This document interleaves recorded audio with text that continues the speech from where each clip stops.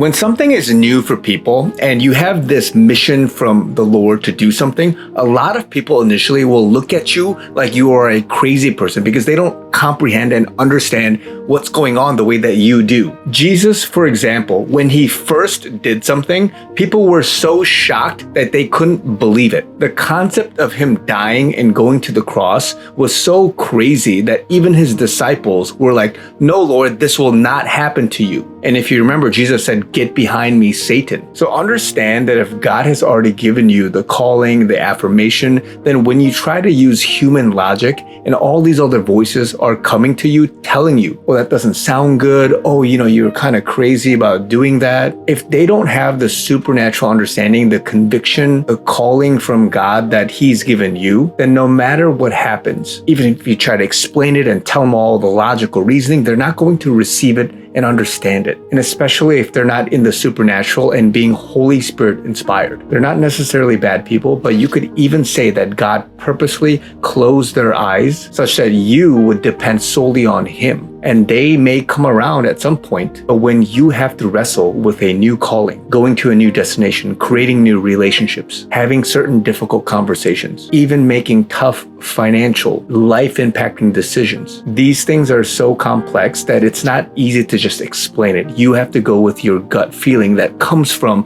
the Lord. Imagine back then if Jesus said, "Oh, you know what? It does kind of sound crazy that I have to die and go to the cross. Whoever did this before me?" And he succumbed to all the advice that he was given. And he even went so far as to just snap his fingers and said, "You know what? I'm going to call the angels and just kill all of you." Imagine what humanity would have been afterwards. Jesus would have missed out on his destiny. God has a plan for your life. When you tune into him, you will be able to live out your purpose fully.